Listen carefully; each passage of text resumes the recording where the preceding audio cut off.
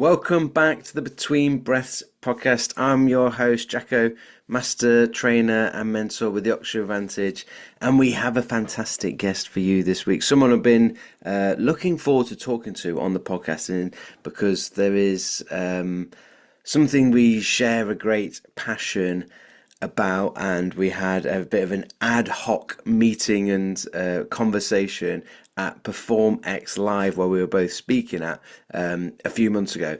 Now, he's a very busy man, so it took us a while to get this podcast in place, got it in his diary. But I have for you the fantastic, the incredible, the eloquent Oli Patrick, who is a leading physiologist and health consultant here in the UK. A little fun fact for you about Oli: my wife, Mrs. Jacko, aka Catherine, aka the Goat, they worked together when she was at Nuffield Health.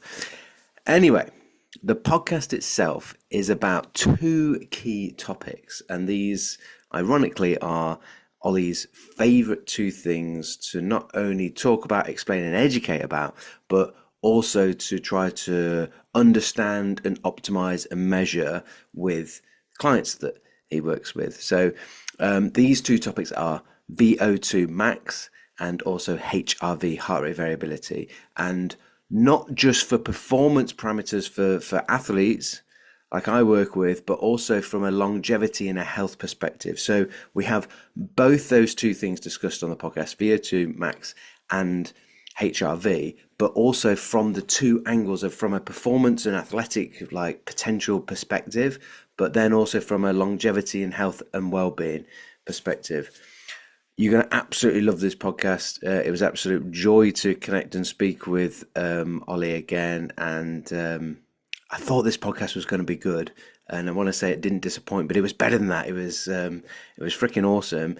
So I'm very much looking forward to hearing your feedback and your takeaways from it. As I say, I use the word eloquent to describe Oli, and the way that he very simply, very rationally explains these sort of relatively complex physiology that's going on within our body within these two things, and he does just a beautiful job of making that really simple to understand and really digestible. So I think you're going to absolutely love it. A couple of other things that I want to tell you about that you're going to love. Something that I'm going to there's a bit of a love and hate relationship is all of the training I've been doing. Those that have been following on Instagram, some of the training updates, thank you for all of the support. Only a couple of weeks now left until the UTS 100k, which I've been building up to this currently this year. It's going to make the thing. I've got something else coming in September, and I've got the big thing that I'm training for 2026. This 100k is going to make that big thing in 2026 look like a teddy bear's picnic once we finally get there. I can't quite say what it is yet, but it's definitely not going to feel like a teddy bear's picnic. I ran 40 or just under 40k in the mountains yesterday as a training run, my last big long training run, and I'm going to be honest, it hurts.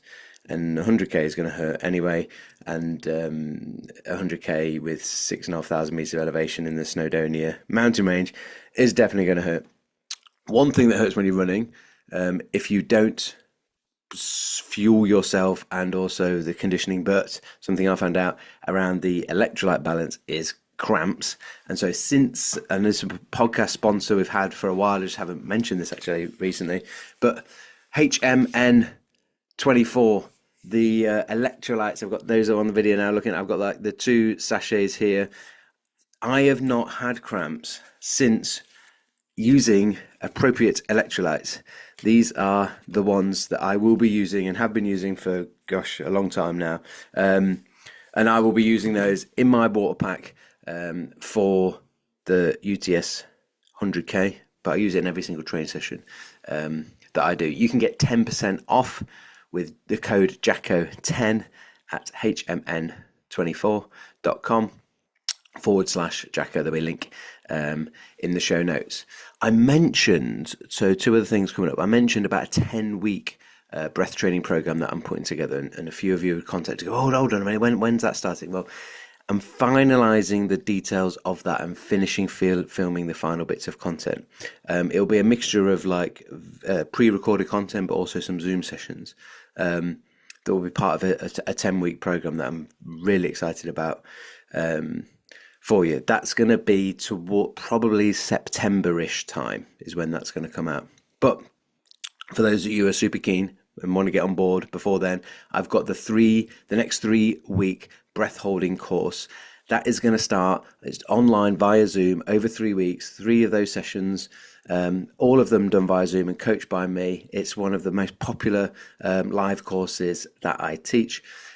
All of the stuff that we use with breath holding to improve athletic performance with the professional and international athletes and teams that I work with, but not just that, like how to also recover from those, how to utilize recovery protocols, how to ensure that your breathing mechanics are efficient in order to facilitate the recovery process, like during those intense breath holding sessions, as well as like post those after, so that we can recover.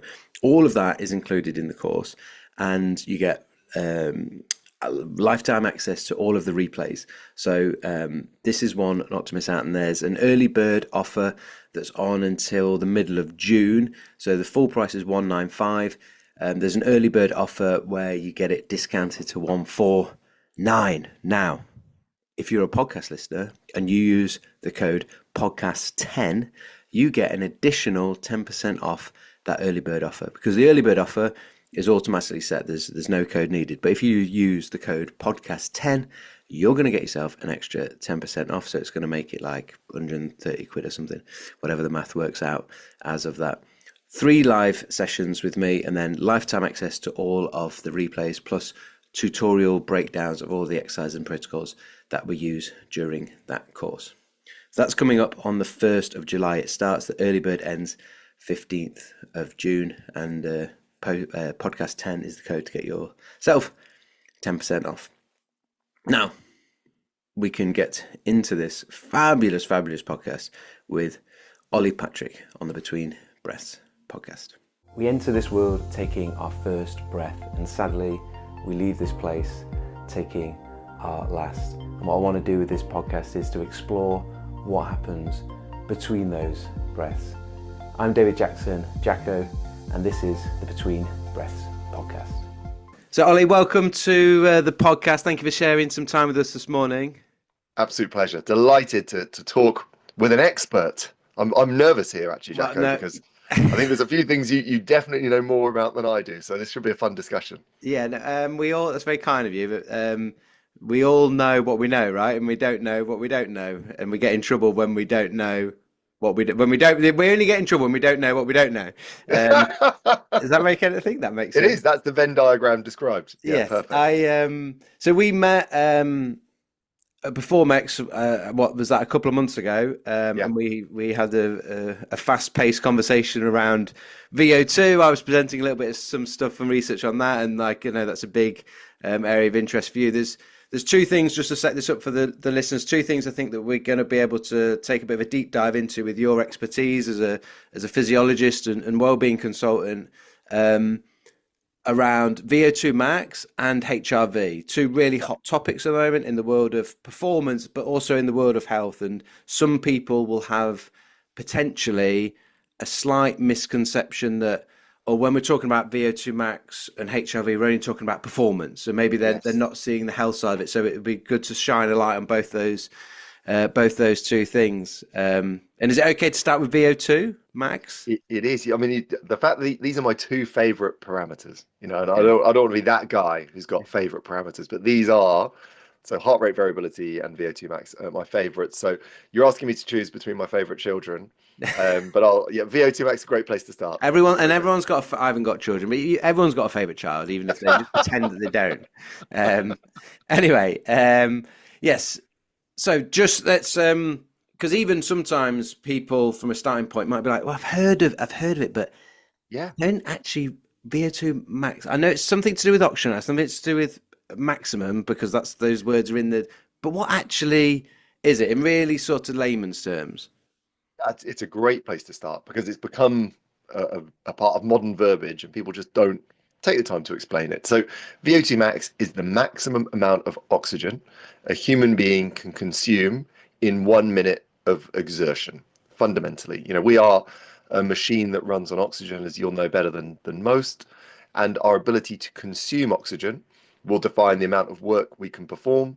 And VO2 max is the objective measurement of what we would define more accurately as cardiorespiratory fitness. Lots of people would think of cardiorespiratory fitness as cardiovascular fitness. We have to just be cautious with our language here. In fact, cardiovascular exercise is probably the wrong term, because cardiovascular is generally more associated with the health of the cardios in the heart and the vascular, the blood vessels.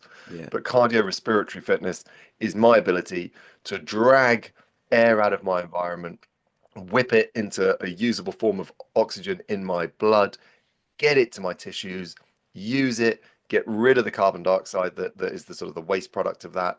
And my ability through every biological system involved in that process to extract oxygen and use it and remove the waste product is my VO2 max. And I think a lot of people think of it as or they believe it to be a respiratory marker. And I know you'll have a relatively literate audience, but people confuse it quite a lot with spirometry. Yeah. And the fact that they might have been to a doctor's office and had a lung function test to look at the size of their lungs or how much air they can blow in and out of their lungs. That is what we call, again, spirometry. Yeah. This is a pure marker of how much oxygen you consume. It's measured in milliliters of oxygen that each kilogram of your body could consume in 1 minute. So the traditional measure, be that a number, is milliliters of oxygen per kilogram per minute. And a bit like HRV, which we'll talk about later, people get a bit thrown by it because they're not sure if it's a percentage. So you hear a figure of 45 and you're like, is that 45%? Is that 45 out of 100? And it isn't. It's 45 milliliters of oxygen that each kilogram could consume over a 1 minute period. And that VO2 max is sometimes also presented not as per kilogram, so it's presented as a raw number.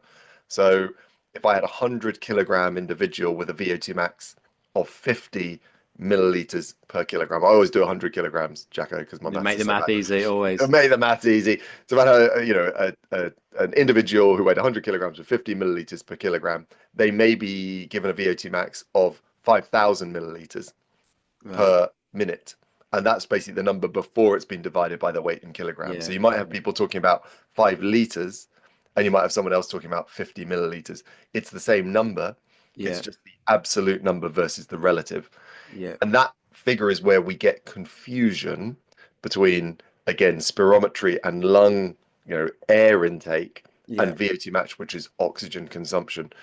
To the point where I had, Sir Steve Redgrave on my Energy Equation podcast recently, and he is a great, expert across, sports performance and has been involved in elite rowing in places like China. Obviously, his personal profit, career, but he was just getting slightly tangled between spirometry and VO2 max as a raw number. So it's always easier to go to the milliliters per kilogram per minute, but that's what it is. Yeah, and also the size, that taking into account the size of the person as in their mass, their kilogramage, means that it's then being more relative, because if I've got my 100 kilo person versus my 50 kilo person, then for them to propel themselves on a treadmill on a test is going to require more energy and oxygen to move that mass, so therefore they do need more. So it's good to have that. It means people can there's that relativity part of it, like for a fair sort of assessment of how someone's going. There's enormous. Just on that though, but Jacko, that's why you can't be an elite level endurance athlete and be heavy. It's you're elite.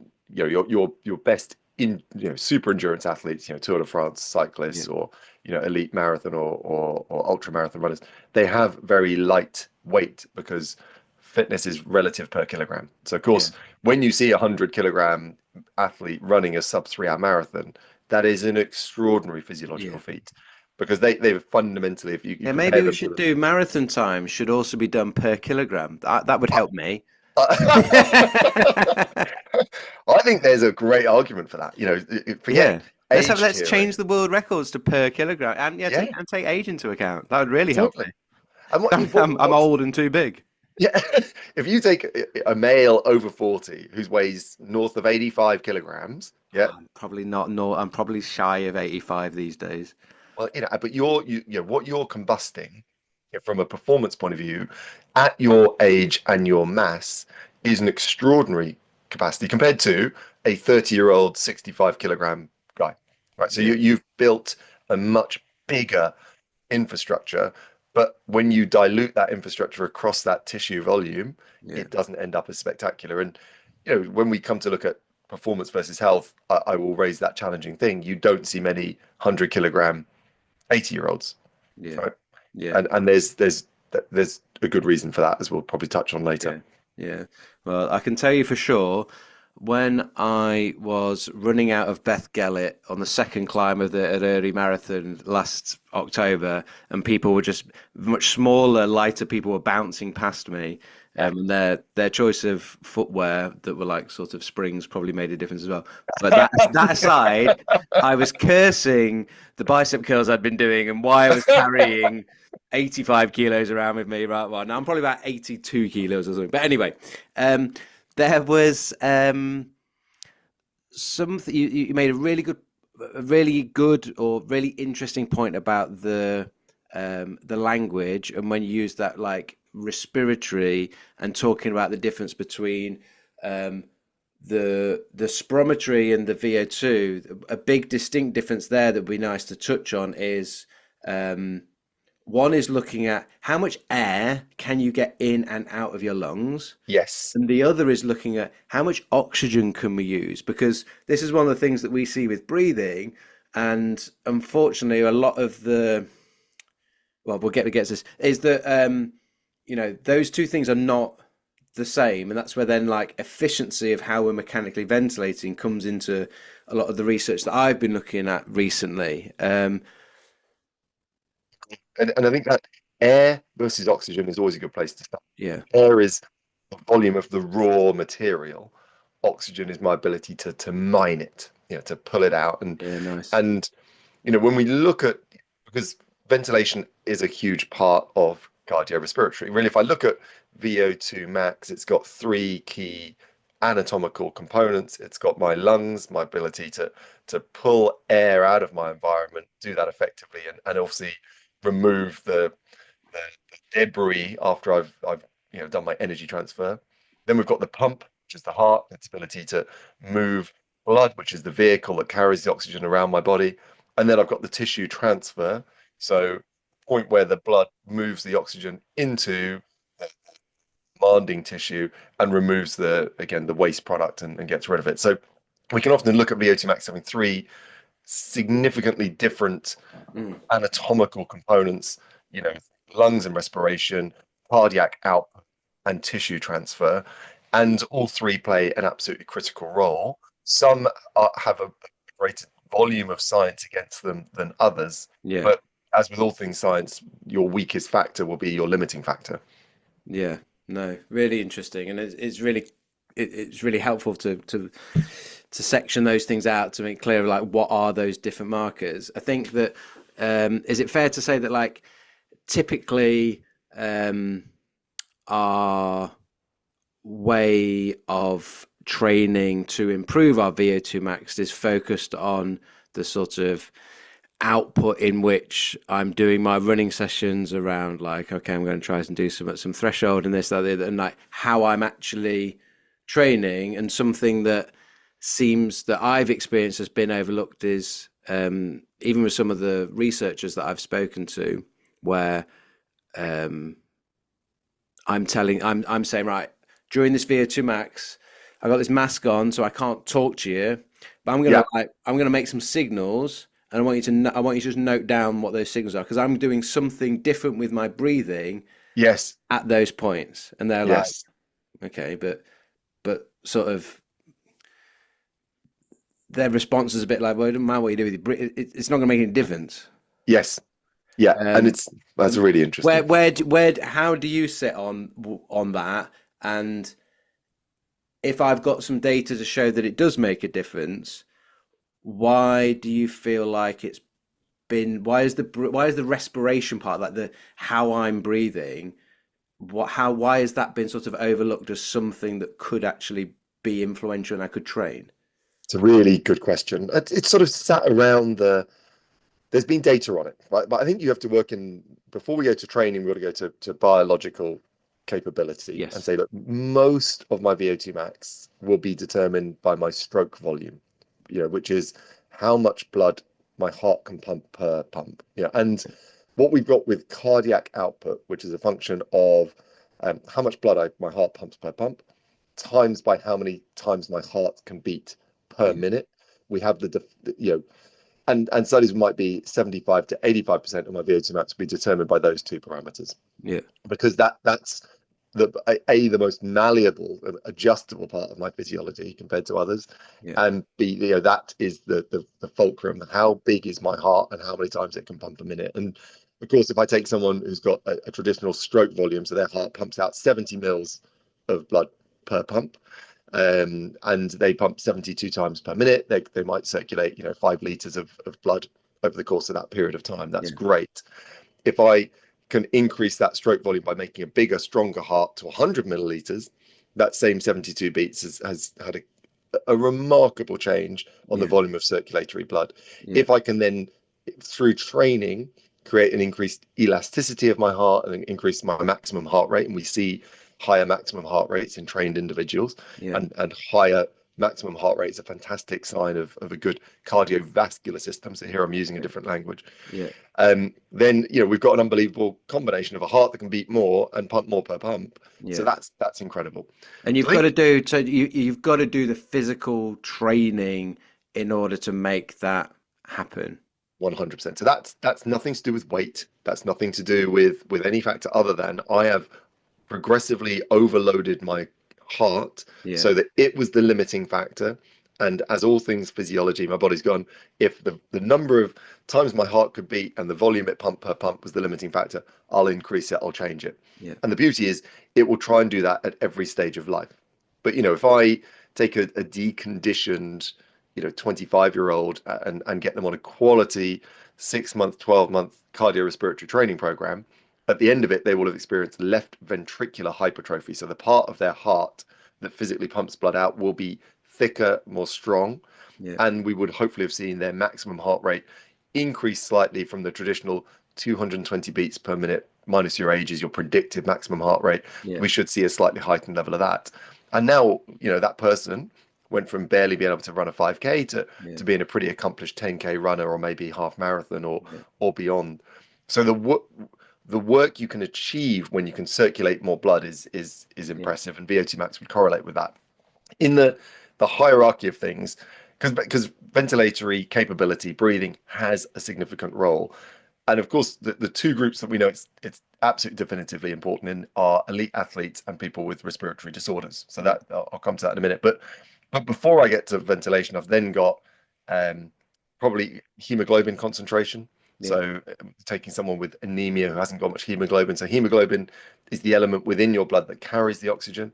So if I want to be an immediately better athlete, I can blood dope or hemoglobin in. And the reason But that's naughty. doping, That's naughty. that's naughty. But if I'm not being checked, then I'm surprised more high roxers aren't doping. How do we know they're not? Well, yeah, good question. Good question. And the testing is still far behind. But the challenge there is, Yeah, and you even know, when you test someone, because they're having a clean test doesn't mean someone's clean. But anyway, 100%, let's yeah, this 100%. But what and no one mechanisms? on So this there, podcast is suggesting that anyone should take them. but also altitude training, right? So Yeah. principally, if I go to altitude, I will reduce the pressure of oxygen in the environment, so my body will manufacture more blood, more hemoglobin to capture the lower Yeah, partial to pressure of make up oxygen for that's there. yeah. Exactly. So I've got, then I've got that. Then I've also got what we call capillarization. So when I do cardiovascular training, I build more of the sort of the microvasculature that perfuses oxygen more deeply into my tissues. And I also will hopefully generate more blood plasma and blood volume. The big interesting point where performance meets longevity is, as I do cardiorespiratory training, I'll build more mitochondria and mitochondrial density. So going back to biology, we remember the mitochondria being the powerhouse of the cell, the batteries that construct energy cellularly within our body. And when we do cardiorespiratory training, we build more of them, and they sustain better capability. So if I'm looking at probably the top five, it will be those are the five limiting factors that would define someone who can't run 5K to someone who's an elite endurance athlete. Then somewhere probably firmly at number six will be my pulmonary capability. Yeah. But at that point, have I, targeted the limiting factor?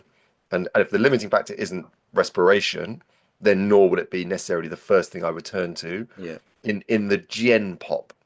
Yeah. Saying that, I think the data is slightly skewed in the fact the methodology of capturing VO2 max has made quality respiratory data difficult because you wear a mask. So Yeah. I'm really interested in just where breathing of people completing VO2 max has been slightly tainted by the Yeah. collection methodology, and Yeah. I Yeah. think that's a really interesting piece. But I think Yeah. what we saw, and I was fortunate at Birmingham University at the time, the Power Breathe was innovated out of our Okay. labs, Yeah. and that was when people said, look, your inspiratory muscle capability, the respiratory muscle training or inspiratory muscle training will definitively have a role in increasing VO2 max. And they created, one of these early devices. We've got Yeah. other devices now like Aerofit and of Yeah. course manual ways of training it that says if I have increased inspiratory muscle capability, I'll see an improvement in VO2 max. But that will be most notable in elite athletes who've sort of hit their functional capacity on those other parameters, and people with respiratory disorders where their inspiratory muscle capability was the limiting factor. Yeah. It's a So bit I think it's like, been overlooked. yeah, and it's a bit like when someone hasn't done that base level work but Yeah, wants to, you like, what protein shake or supplement is this top person taking, and it's like you're trying to use something that is not really is going to have a negligible effect because you haven't done that baseline work. um spot on. Touching on one of the things you said, like the gathering of the data, so we've got a mask on which can feel a little bit like you you can find it a bit claustrophobic, and it can Massively. be a little bit like restrictive and that type of thing, which plays a role into our psychology. And we know our psychology has a role of influences our physiology and definitely influences our breathing. Um, Yes.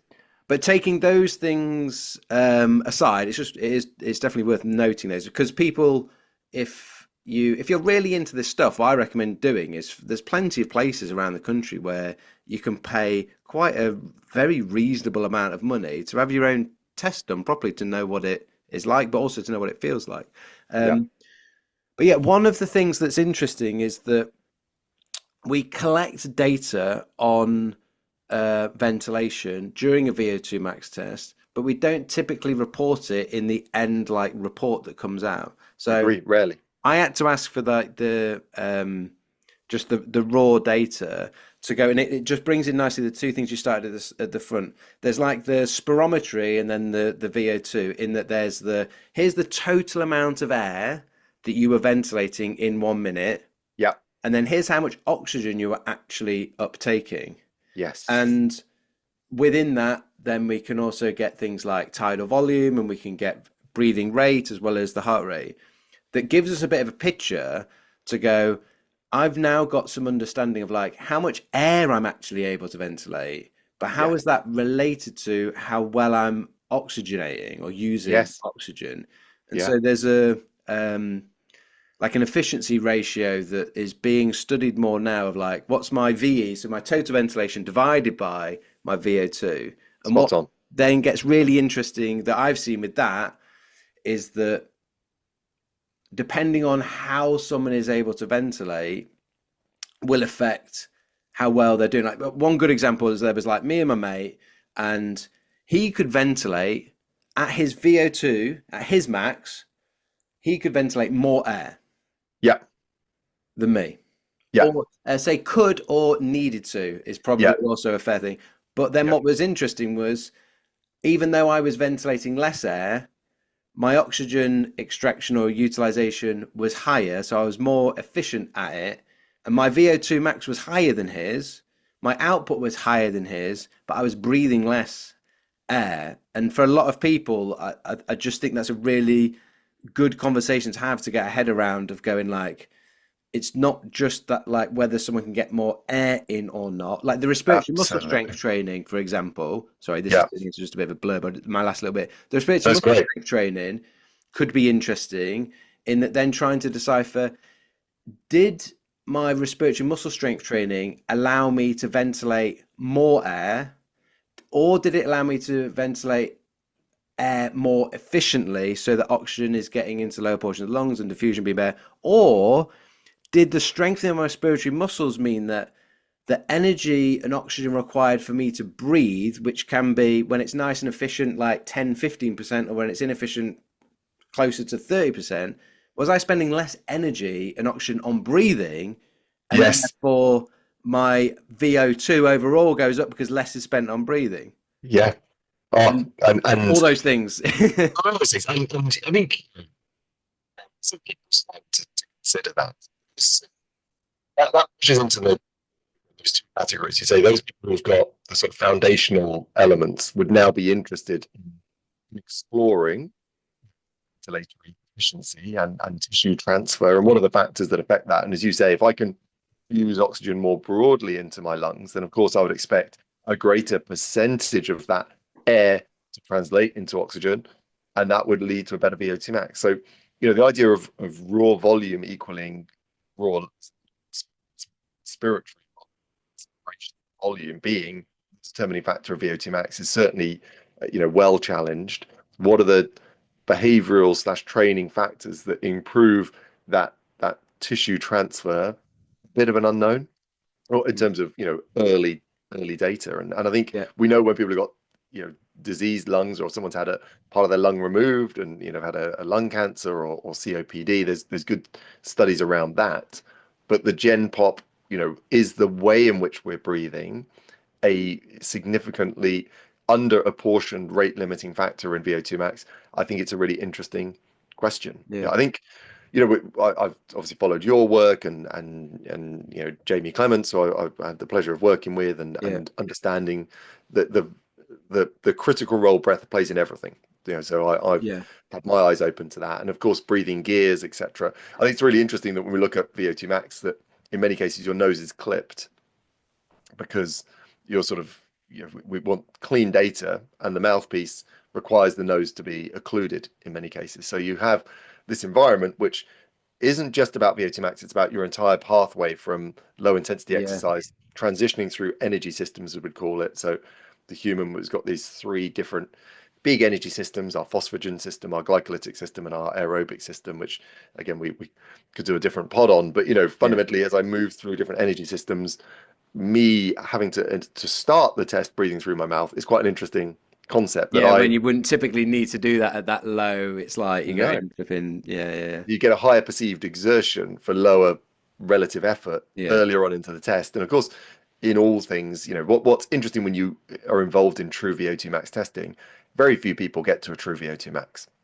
Right. So VO2 max on a test is, again, for those who sort of missed it, if we're testing this objectively, we do something called, open circuit spirometry, a breath by breath analysis. You wear a mask yeah, and you do an incrementally difficult exercise test. So it's traditionally a bike more than a treadmill, because treadmill's got a bit more skill involved in running, whereas a bike is a much cleaner yeah, biomechanical task. So I'm on a bike and I'm cycling at a steady cadence, let's say 65 revolutions per minute, and then the resistance of the bike will go up every 2 minutes or so until I fail. yeah, And the laboratory will capture again, all of the air going into your body, all the air coming out, and they'll look at the difference in oxygen between what went in and what came out. And in the last minute of the test, we see that 5 liters went in and 5 liters of oxygen went in and didn't come out. So we take 5 liters, divide it by your body weight, that's your VO2 max. What's interesting when you do VO2 max is most people fatigue as in they fail before their graph plateaus. Right. mm, So I know you've hit VO2 max when I put the resistance on the bike up by 50 watts and yeah, that 5 liters doesn't go up. yeah, So you're now building an ever deepening debt yeah, where you are combusting energy without the oxygen to deliver it, and you're going to pay the toll yeah, in the pain cave or whatever it's going to be. And we have a different figure called VVO2 max, which is how long you can go at VO2 max. yeah, And of course, that ability to stay at your maximum capacity is another parameter, your ability to endure, if you like. yeah. what happens with most people is they quit while their graph is still rising because their body cannot withstand the feedback of that Yeah, high it's intensity. hard. It's stressful. Hard, brutal. A true VO2 max should empty the tank, and you should, you'll be close to yakking Yeah, or collapsing at the end of it, and therefore it's not a great thing to be to be doing frequently or often. yeah, Lots of people shy away from it, but it's because so many people fatigue earlier, and when we know our breathing pattern has a role in our perception of fatigue. yeah, I would be interested in if you were able to breathe, appropriately from the beginning of the test. We had a different capture method that was almost a full head dome yeah, versus being. yeah. Then what percentage of people who didn't achieve full VO2 max would if they could go through the breathing gears as you might well define Yeah, them? uh, I did mine on a treadmill, but I was very interested in actual running, Yeah. so I wanted it to be more swiftly. But I appreciate there's, like you say, it's simpler to do it If you're a good on the runner, bike. running's better. So Um, if you're a biomechanically yeah, good runner, so what you don't want is being a crap runner, the reason you fail the test. yeah, yeah, Not yeah, not yeah, not so exactly. Yeah, what's the least likely to be my limiting factor? I want my VO2 max to be my limiting factor, yeah, not my knees or my yeah. biomechanics or blah blah blah. Yeah, and I was So allowed to good. breathe through my nose or my mouth and use what was appropriate.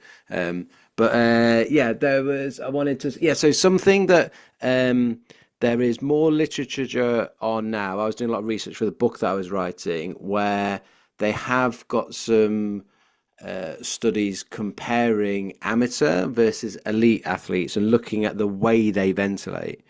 And Interesting. one of the big differences, there's a couple of key things. But one of the simplest things is, and this is why I go into detail in the book that will be out next year. But one of the key things that people can take away as a potential, like, okay, maybe there is something I can do differently, is that elite athletes, you got two with our ventilation. We've got two things. I've got like the size of each breath and the speed of my breathing, a bit like Yeah. the heart, like how much can it pump Yes. in one pump and Same how many again. pumps can it do. Same thing. Yeah. So with elite athletes, they're able to control their breathing rate, and the why they can do this and how, etc., is multifaceted. But they can control their breathing rate in order that their tidal volume can carry on increasing, and the best ones all the way up to their max. Interesting. Whereas a an amateur athlete, their tidal volume gets limited and restricts them because they can't control their breathing rate. They breathe so fast, Yeah. breathing tidal volume becomes so slow they just actually can't ventilate enough, and also they're doing it very shallowly. Yeah. So Makes intuitive sense. when you can't control your rate, you can't increase your tidal volume.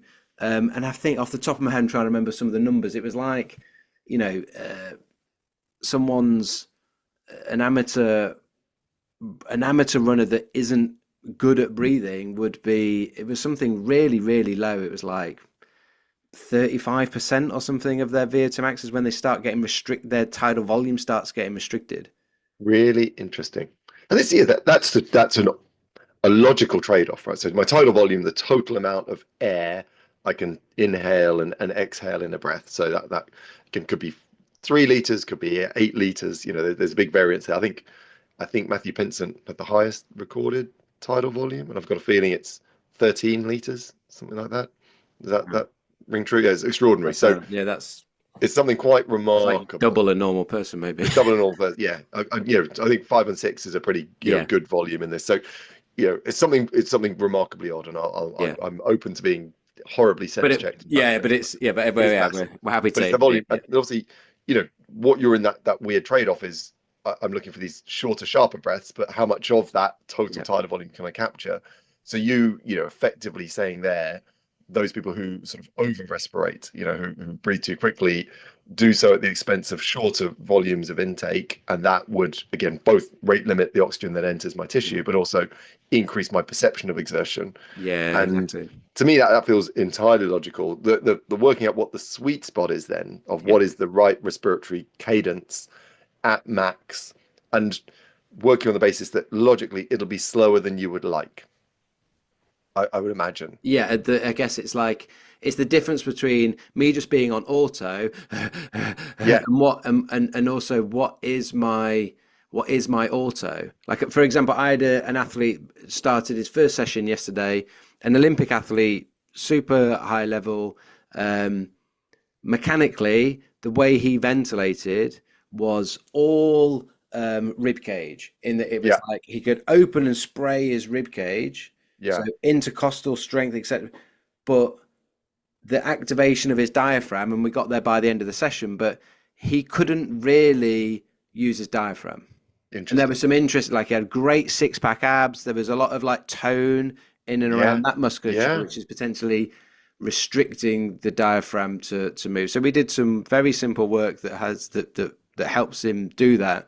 But it was a good example of somebody that is doing very, very well at Yeah. something without actually using as optimally a key inspiratory muscle Yeah. and core stabilizer. So if um, if I find it difficult lying down on the floor to activate my diaphragm, the Yeah. chances are when I'm being really stressed by high level exercise, my Yeah. diaphragm doesn't go, well, I don't normally work for you when things are easy. I'm going to start working for you now, even though Yeah. life is harder. Like the body will seek the path of least resistance, and air definitely goes for the path of least resistance. And this is one of the things that I feel, and speaking to a few other people about this, building up a bit of a philosophy around that, like that fast panting sort of, Yeah. I can't control my breathing. One thing I like to say to people is ask yourself the question, am I in control of my breathing, or is my breathing controlling me? Because when my Like breathing's that. controlling me, the panting is a, I just ask the question, like, what do you want to do? What do you really want to do when that's happening? And athletes sometimes are like, well, I want to try and push through, or they use their, and I'm like, no, what do you if you were being really honest and your coach wasn't here, what do you want to do? It's like, well, I just want to stop. And it's like, yeah, Yeah. exactly. It's like your Yes. body's way of trying to protect itself. Yes. We don't breathe in a way when you're stressed through exercise. We don't naturally breathe in a way that allows you to just stress yourself further, because Yeah. it can be dangerous. Like you say, It's protection. if the VO2 max test was easy to just max yourself out, we're in danger of hurting ourselves. 100%. Everything, and at that top level, everything's a break. Yes. Every signal is a break, because why would you wish to incur such a level of damage without understanding it's part of a bigger process? And your body doesn't understand it's part of a bigger process. It just knows it's in a red line zone where cellular damage is being accrued. It doesn't know if this is going to go on a year or Yeah, 5 minutes. exactly. It's finding that sweet spot between hiding those messages but not ignoring them completely. Yeah, You know, yeah, yeah. really interesting. Yeah, no, I like that. It's the handbrake. That's a nice phrase. Well, with that, it's a nice little segue actually into more recovery, because if we're looking at like stressing the body, like one thing that I don't think, from my experience in professional sport, we're not great at the recovery bit. We're Yes. great at stressing people and doing hard stuff and just doing harder and harder and harder and harder stuff. But if we don't allow for that recovery to take place, um, and how do we double down on our recovery, or how do we make our recovery match our effort going into our training? Yeah. I think is a really important one. That's the segue to sort of the HRV conversation, which, Yes. yeah, can be both. We're speaking about this before, around being both. Okay, how do people in performance use it, but then also how is it something to be aware of for like health and well-being, and maybe like you beautifully did for the VO2, starting with the people have heard of HRV, but I've been in rooms with like physiotherapists and like very knowledgeable people, Yeah. and you go, and then they sort of look, and I said, are you not really using it, because no one's ever really, you don't really have, no one's ever explained actually what it is. And I think it Yeah. gets, like you said, gets branded around a lot, but do people really understand what it is? So if you can do a HRV version of what you beautifully did for the VO2. I can, and I think it's not in any real structured curriculums on a meaningful level across the different affiliate professionals. In medicine, people understood HRV as a sign of fetal distress. So when a baby might be, going into trauma in the womb, and that was in the 70s.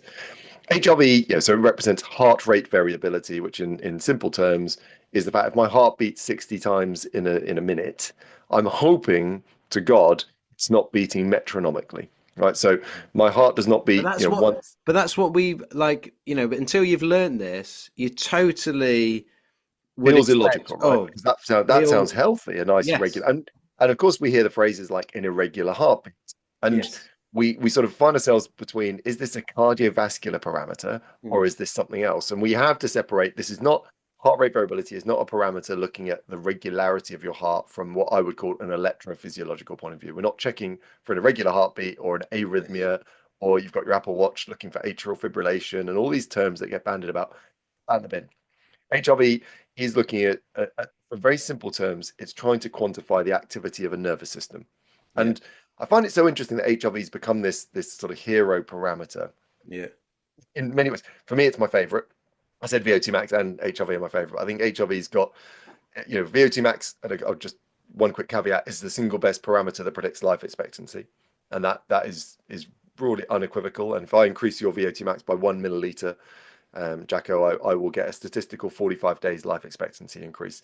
And when we come back to, So what if it increased by 1 milliliter, I get 45 more days on this planet? exactly right. So if I take your VO2 max from, effectively 40 to 50, I'm buying you, without influencing any A other year and a parameters. half.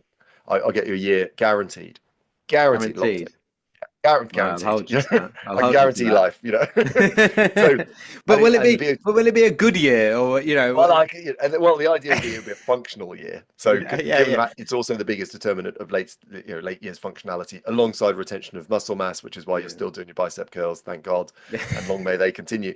But the reality is VO2 max has become the longevity parameter for this reason, that it's Yeah. got a direct correlation. It's also the only physiological parameter with no observed upper limit of benefit. So everything else we Okay. talk about Okay. is a problem when it's too low, but also a problem when it's too high, apart from VO2 max, which the higher the better. Only parameter that we've understood in human physiology where that's true. Nice. So it's a real goat from a Yeah. longevity point of view. So when we look at, again, coaching outside of the elite performance area into general population, into corporate, suddenly people are interested in VO2 max, and that's why every smartphone, every device is trying to capture it and translate it, but they miss the first part, which is trying to contextualize it, unfortunately. HRV, so heart rate variability. So we said we don't want that metronomic heart. I Yeah. want my heart to have variance. So the gap between those 60 beats per minute is 0.8 seconds, then 1.2, then 1.4. So variability I want, and I'll explain why that is in a minute. But HRV is the shop window for me to work out something much more interesting, which is what is the activity of something called the autonomic nervous system. So the autonomic nervous system, as you'll know brilliantly, but maybe our listeners don't, is the nervous system that runs all your unconscious, biological processes. So the human body has this great phrase, homeostasis, which means the inside of me is always regulating, changing. My heart rate's going up, going down, blood pressure's going up, going down, glucose is appearing in my blood, disappearing, temperature's changing. And it's doing that to make sure the inside of me is matching the demands of the outside world. Right. So if I go in a hot room, I sweat. If I eat food, my tummy kicks in. If I stand up to get out of my chair, my blood vessels constrict. Genius. So Yeah. this is separate to my motor nervous system. I'm controlling my arms. I'm controlling my conscious movement. My autonomic nervous system is running the really important stuff. And on a very simple basis, just simplifying it to the point where it's slightly wrong, I've got one branch of that autonomic nervous system that accelerates physiology and prepares me for more dynamic physiological activities, be that physical exertion, be that combustion of energy, be that preparation for threat. So think of an accelerator pedal, which is technically called the sympathetic branch of the autonomic nervous system. Yeah. And then I conversely have a branch that decelerates my physiology, moves me more into a state of energy restoration, digestion, repair, and we call that the parasympathetic nervous system, and that's the human brake pedal. And heart rate variability is not interesting in itself. What it's interesting is it will give me insights into which branch of my autonomic nervous system has prevalence over my internal physiology. i.e., what we have a great benefit is the way that those two branches of the nervous system interface with my heart. I can see whether my body is more parasympathetic, and that's in layman's terms say whether I'm internally more ready for rest and relaxation, Yeah. or I can see my body internally is more ready for threat and preparation by how much variability there is on my heart. Because when the parasympathetic calming system is more prevalent, we have increased variability. So my heart will bounce around more beat to Yeah. beat. If the sympathetic branch, the threat, what's often misappropriately called fight or flight nervous system, is dominant, I'll have a more metronomic heartbeat because the way it interferes with my heart is through chemical modulation, and that's much less dynamic. So a regular heartbeat looks more like stress, and an irregular heartbeat, again, forgetting the language of Yeah. cardiovascular health, an irregular heartbeat looks more like relaxation. Yeah. So what HRV is it's a portal to see on a simple basis, am I stressed or am I relaxed? And the real challenge there is context, because Yeah. sometimes I want to be stressed. In fact, a lot of my life, I want to be prepared for stress, for threat, but I also at times need to be recovering and restoring. So measuring HRV is in itself become really challenging because outside of you, Jacko, and outside of me, I don't know what it is I'm asking it.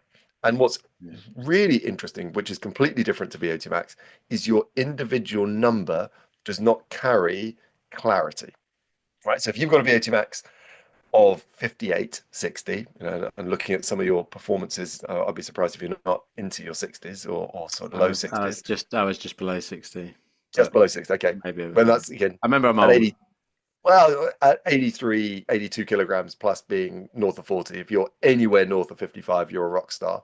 I just think with, yeah, a real rock star. Ah, And, there you go. This let's guy. forget the Let's have him longevity back debate. on. Let's do a part two. Monster result. So, that's fantastic. Now, let's imagine we look at our HRV and I've got a Whoop and you've got an Aura, or I've got a First Beat and you've got an Apple Watch. Whatever it is, and your result is 100, and that's in milliseconds, and it's looking at the consistent variability in your Yeah. heartbeat. So more variety will be reflected as a bigger number. Yeah. Let's say you're 100 and I'm 80. That does not mean you're better or worse than me. It doesn't mean Yeah. that. It does correlate with VO2 max, and it does correlate with a few other things. But principally, what's interesting to our parameters is if you are 100, when are you 110 and when are you 90? Yeah. And how often are you fluctuating from your individual baseline? So for me, if my baseline is 80, if my HRV goes to 90, I'm becoming more physiologically relaxed. Yeah. If it goes to 70, I'm becoming less physiologically relaxed, more alert. Yeah. And so the question with HRV is not what's the raw number. We can't sit in the pub and throw around our HRV numbers. Yeah. What we need is a trusted bit of software, hardware to calibrate my baseline and then help me work out, am I spending too much time stressed Yeah. and too little time recovered? And then one step beyond that, if that is true, what are the behaviors that are contributing to that positively and negatively? Yeah, well, and I think that's the conversation I'd like us to have for this. I think was the most beneficial. I've worked with many athletes that when I ask them, "Do you use any tech to track these things?" 9 times out of 10, it's I used to, Yeah. but I don't anymore because my watch or my Whoop or my whatever kept telling me I was under recovered and it messed with my head, and I still had to go training, so I couldn't do anything about it anyway. Yes. And the little bugbear for me was like we were giving out technology to people to measure something and not giving them the tools to influence it. It's a And that and great point. that's and that's the and that's where it's a problem. There's no point in you being able to tell me how tired I am if you can't help me with that tiredness. Agree. And there's two Um, parts there. There's a coaching gap, right? So yeah, I think the reality we got the data before we had the expertise to interpret yeah. it, There and was the understanding was yeah, there's a lag. And yes, I Performex had I was on stage with Kristen Holmes, yeah, who's um, Kirsten Holmes. I keep wanting to call her Kristen because I know Kristen Holmes. So Kirsten Holmes, who's the lead data scientist for Whoop, she's yeah, utterly brilliant. Yeah, and Whoop have tried to solve that gap by becoming a full ecosystem, and that creates a challenge that the coach is sort of sitting there going, well, what's my role here? yeah, But the question is whether it's Whoop or whether it's your coach. It's what is the real world application of this data? And Yeah. you say, if you're anyone training for a marathon, we're recording this before Marathon Sunday, Yeah. when it will come out, I don't know. Your Whoop will be telling you not to run. And the reality is you have to do the run, otherwise you You won't can't complete the change the marathon. date of the London Marathon. Yeah. You can't change the date. And so, what it doesn't understand is your recovery is more multifaceted than your pure physiological autonomic nervous system Yeah. regulation. It's also emotional recovery. There's also spiritual recovery. There's a whole range of other elements. There's also, it's not measuring inflammation. It's not measuring hydration. It's not measuring your glycogen, your carbohydrate storage. It isn't capturing everything. So it's taking what it captures and making some big assumptions. Yeah. And that's where we at the moment need more nuance. Now, Yeah. what it is doing is starting to take increasing markers of my perception. So I might go, right, today my last coffee was 1 o'clock. I had an argument with my wife at 3 o'clock. I did a light Theoretical run, argument. did a sauna, had a half a glass of wine, watched a Netflix thriller, and I'm loading all this into my Whoop database. And then it's going right. And then tonight your HRV dropped by a percentage, your sleep cycling was 5% off. And then the next day I log all of those things, apart from one, and the data's slightly different. And it goes, oh, when you watch Netflix, that seems to be the factor that affects your recovery. So Right. what they're effectively building is a sort of an AI database of me, so I can interrogate it down the line and go, I'm tired today. What should I do? Yeah. Okay. And it will go, well, I'll tell you what not to do. I'll tell you what to do. And it's way ahead of the coach in that regard. And it's not quite there from a deployment point of view either, by the way. But it's sort of ability to become what I'd call a predictalytic, where it's going to tell me what's about to happen based on patterns of behavior that I've logged into it, is closer than most people imagine.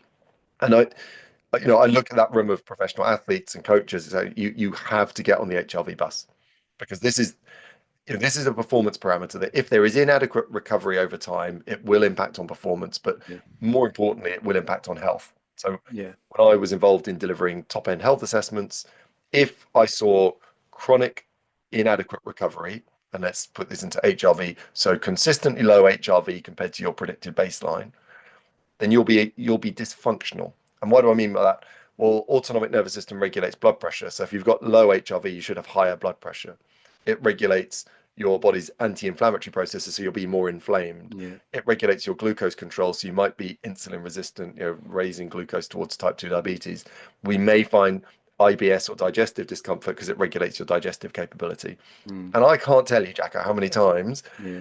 I saw people go to medical offices and receive treatment for a symptom of poor physiological recovery, Yeah. misdiagnosed as a health Yeah. condition. And so we have here really the master key to human physiology, which is we are a battery. We spend some of our time alert and expending some of our time recouping Yeah. and recharging.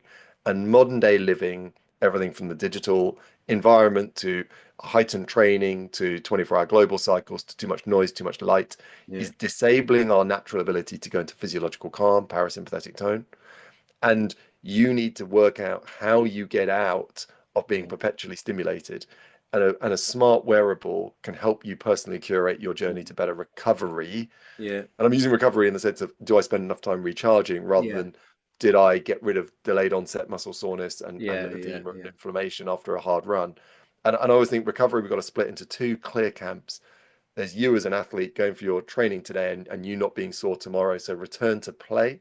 Yeah. It's different to me, a middle-aged dad who's got a day in his office who needs to manage his energy to not get ill and to be a good bloke. Yeah. And and they But cross the over, but athlete they're not the needs, same. yeah, and the athlete needs to do that as well. Like, Well, the spot on. athlete has the Spot on. same stresses as the athlete probably has more.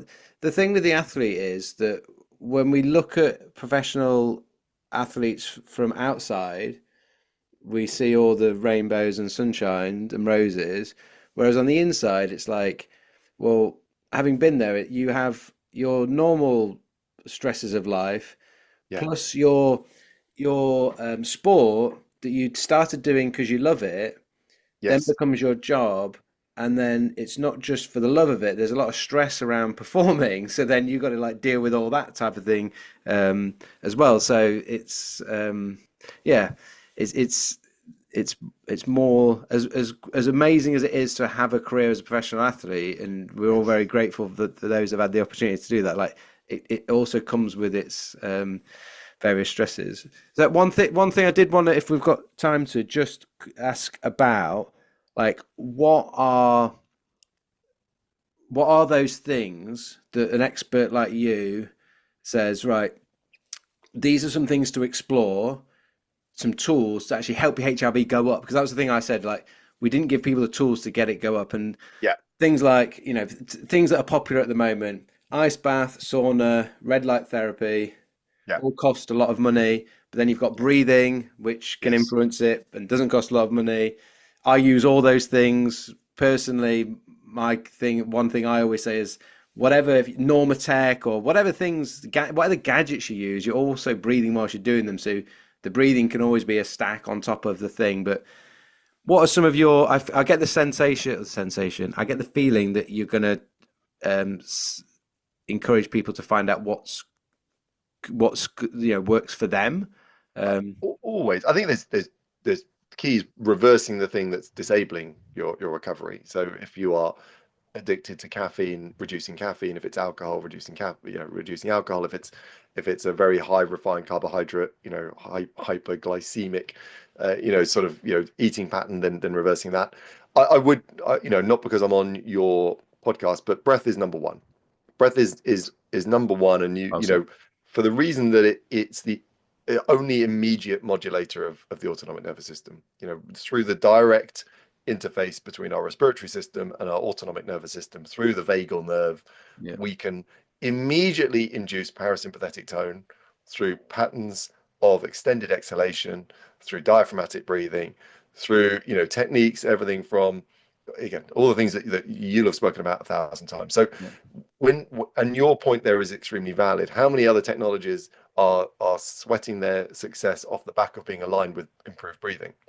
Right. So meditation, or is it trading on breathing?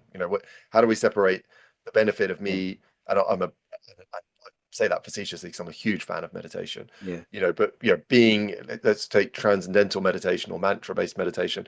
In that pattern, I'll be breathing more, slowly, yeah, shallowly, yeah, more nasally, more diaphragmatically. More extended exhalation. One would hope. yeah, So if you go and buy an expensive piece of neuromodulating technology, and let me think of things like NeuroSim, which are devices now where you can literally electrically stimulate the vagus nerve before you have done, basic breathing patterns, yeah, then that's a shame. What yeah, we often need though is technology to modulate the compliance. So a good example of a tech would be something like Sensate, which you're probably aware of, where I'll put a haptic device onto my sternum, and that haptic meaning it vibrates, but it's going to modulate my change in autonomic nervous system through the process that bringing me to that technology, but then through its regulation of my breath thereafter. And really, there's devices like Hyperice have a device called Core, which they have in America. They've not launched it in Europe, which is a haptic biofeedback device. A haptic, again, being something that gives a sensation, normally a vibration. right, Biofeedback means it's telling me how I'm doing real time, but it's a breathing training device. yeah, Um, so breath would number one, management of, I think in tied close second, and it should be a stack, is low intensity cardiorespiratory exercise in the presence of nature, unequivocal. So you mentioned biophilia right at the beginning of this, biophilia, the human's innate connection with nature. When I'm in the green, when I've got horizon scanning, when I've got patterns of information, which we call fractals, they're strongly associated with inducing improved heart rate variability and let's be more accurate, improved parasympathetic tone, or in layman's terms, improved physiological recovery restoration. So low intensity exercise. what if I'm on a really scary ridge like Crib Goch, like, and I'm scared of heights? I reckon my You'll be fluttering. And what's great, of course, with exercise. So exercise is a bit like sauna. So it's a hormetic stress. So the idea there is I will take a dose of the terror, a dose of the challenge to induce a greater dose of the recovery. Right. So when people feel great after exertion, yes, we have that endorphin, that pain management. But in many cases, what we have then is the parasympathetic system engaging yeah, significantly to do the repair work from the damage induced. So if yeah, you measure HRV in a sauna, you'll see it go down. You'll yeah, see your heart rate go up. And of course, naturally, things that elevate your heart rate will decrease your heart rate variability. So those two things run in yeah, opposition. Um, then fundamentally what you'll see is after that, a greater drop in heart rate and a greater Bounce rise of back a bit. HRV. Yeah. So, sauna is fantastic as a hormetic stress, as is all forms of exercise. But if I'm in the coals of the fires and I'm having a monster of a day, then the question would be about exercise intensity. And when we look at the VO2 max linking back, we generally seek for about 80% of training volume to be in zone 2 or below to create that capillarization, so more blood vessels, to create the mitochondria, to create the structural changes to the heart. And then I need that 20% in those high end brackets to create the damage that elicits the real change. But what we've got is a lot of people managing their stress by doing high intensity training, which further increases their stress, decreases HRV, and again runs their risk of diminishing returns from a fitness point of view, Yeah. diving between the topics. But I think, really, I would say caffeine management, alcohol management, low intensity cardiovascular exercise in nature, breath work, number one, meditation sitting, just below breath work. And then within that, any technique, strategies, hobbies that bring you to the singular moment you're in, which could be, bracketed under mindfulness. But when I'm Mm. in the moment, Yeah. rarely is my physiology chasing a different state. Um, Pace of eating is a really interesting one. Slow eating, parasympathetics, street name is rest and digest. So mastication, chewing, and I said that carefully. Chewing, taking time to really eat. If you go to a top medi retreat, they'll give you stale bread and get you to chew 100 times, and you'll Yeah. leave feeling amazing because you've engaged parasympathetic through again activation of your digestive pathways. Yeah. So slowing down, Yeah. I say I'm speaking fast, but slowing down, being in the moment, noticing breath, being in nature, rejecting, artificial stimulants and pressures with a regular dose of hormetic stress through sauna, through exercise, and and physical contact and touch with others. We see huge Yeah. benefits in the presence of oxytocin, which is a neurotransmitter we release when we're in the presence and contact of others. So social plays into there as well. And there's other things, but there'd be Yeah. my top list. What I love about that though is that there's so many powerful things there that are all totally accessed. There's no barriers to entry to go touching someone appropriately. Um, Yes. Yeah. being in nature and Yes. breathing, like all those of the most powerful ones are just right there for people to access really easily. I think one of our biggest barriers is thinking that something as simple as that could be that powerful. It's like it must be the £1,000 worth of kit from so and so that's going to do the thing for me, rather than going actually that walk outside in fresh air. That I do a bit of a walking meditation and focus on my breathing with whilst holding hands with my partner is actually the best thing you're going to do for your recovery. We're not programmed to think that that could be the best thing for our recovery. So I We're love not, the fact that you've and highlighted that. it's such a good point. It's that case of I want to sort of bring the sexy science back to basic human behaviors. Mm, And when I was involved in running the world's most expensive and advanced health assessment, and the greatest result we ever had was getting people to go for a sort of lunchtime walk without tech. And they that's were expecting sort of NAD stem cell infusions yeah, and yeah, yeah, and I do those things and do the and the hyperbarics, and I love it all, but these are the big things, and we need to bring the prioritization of them back, and if you life is on top of you, it's not going to feel quite the same when you are walking with the sun on your face, hand in hand with someone you yeah, trust, love in nature. That is how we were designed and built and have evolved, and we just face a very contradictory lifestyle to that most of the time, and that's what contributes to why most people have dysfunction, which correlates with low HRV. yeah, yeah. No, I could talk to you about these things all day, but that's not fair on you and the listeners. Will also people probably got Not to fair get on the to work. They're, listeners. they're on their commute to work. They got to. Where can people? You've got your own podcast. There's a host of amazing information that you're putting out there. How can people listen to more and get more from you? So I'm in a few places. I'm on Instagram underscore Oli Patrick. Oli just spelled OLI. So the podcast I've got where I measure HRV on celebrities. We had a really interesting discussion about recovery with Ben Earl, the England rugby Yes. player, on there recently. That's produced by the High Performance Podcast. So the energy equation is a mix of a clinical consultation with energy at the center of it with celebrities. Also host the Modern Wellness Podcast with Adrienne and Sami Adami, who are a power couple, and we discuss all things well tech and brand and acquisition, and that's sort of the business of well-being across the sector. If people, I've got a professional skills course on heart rate variability under Future Practice. So futurepractice.org is a skills training for fitness or affiliate health professionals who want to learn more. So I've got a course there on stress and heart rate variability, sleep, VO2 max, a few things in there. We've got a course on there on the basics of breath work, which we did with your colleague and friend Jamie. Yeah. So I'm again trying to get these skills into the fitness industry, Yeah. so they can become more of a integrated, lifestyle coach. Um, and if you can, and I've got a website, oliverpatrick.com, if you're completely bored, but much through the web. Amazing. I'll put those links in the show notes to those so people can just click straight through for them. So yeah, mate, thank you so much for your time. I know you're a busy man, and it's been great to get this in place. And I think we're going to get some great feedback from the listeners. And I know that people are going to take an awful lot out of that conversation. So as I did personally, so thank you. Thanks, pal. Keep up the great work. I've been following you far more than you followed me, so I thoroughly enjoy all your stuff. So a pleasure to be involved. Right, awesome. Thanks so much, dude. Thank you for listening to this episode. I hope you enjoyed. I genuinely, like I say this all the time, but like genuinely, like really enjoyed speaking to Oli. I texted him immediately afterwards going like, oh, thanks, mate. It was a great podcast. Like, let's stay in touch. We'd love to do some more stuff with you.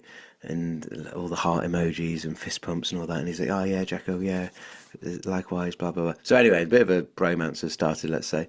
I hope you enjoyed it as much as I did. Really interested to know what your thoughts are.